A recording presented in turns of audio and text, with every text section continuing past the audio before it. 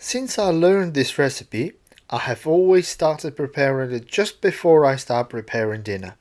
You only need a few minutes and just a handful of ingredients to prepare this awesomeness. And whilst you're having your dinner, this will be waiting for you, calling your name from the fridge. To be honest, this is one of the easiest recipes for tiramisu out there, and it is my favorite. This dessert is really a staple at my household. This version of tiramisu I learned from Antonio Carluccio about 7-8 years ago. A link to the original recipe is into the description. This recipe will serve 2 generous portions. Because we are not going to cook the eggs, make sure you use fresh eggs. We need to separate 2 yolks from the whites and use only the yolks. You can use the whites for an egg white omelette. As you can see, I separate the yolks by flipping between the shells.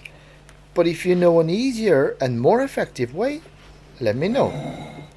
And whilst you're doing this, give the video a like and subscribe to the channel. I use 2 tablespoons of sugar, but if you prefer a different level of sweetness, you can change the amounts to reflect your preference. By the way, this is quite on the sweet side. Give the egg yolks and sugar a little mix until they become smooth and add a couple of teaspoons of vanilla. Again, the amount of vanilla is down to your preference. Now it's time to add the star of the show, the mascarpone cheese. This tub is 250 grams. Whisk it until it's smooth. For a little volume and to give the mix some texture, I add 50 milliliters of milk. Whilst you enjoy my whisking action, you can hit the like button and subscribe for the channel, which will really help the almighty YouTube algorithm to start liking me. And by the way, this is not edited to look like this, I am just that fast. Now that the mousse is ready, we can prepare the rest.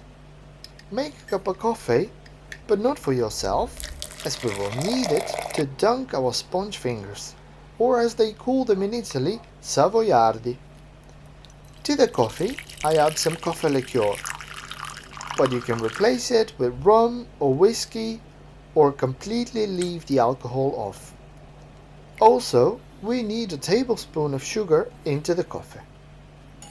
When you dunk your sponge fingers in the coffee, depending on their size, do not dunk them for longer than 2 to 3 seconds per side. If you leave them for longer, they will basically break.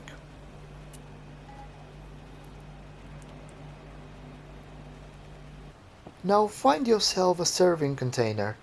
In my case, these are old-fashioned wine glasses in which the tiramisu will look great. Put as much as you want from that awesomely soaked sponge fingers.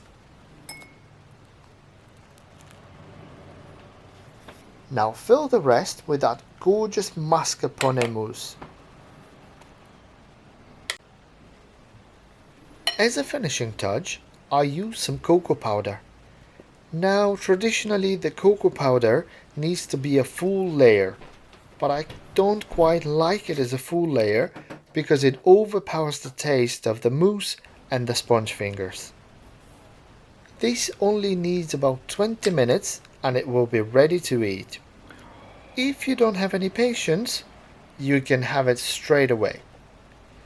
I can assure you this tastes absolutely amazing. Try it and you will not regret it. Enjoy your tiramisu and I will see you next time.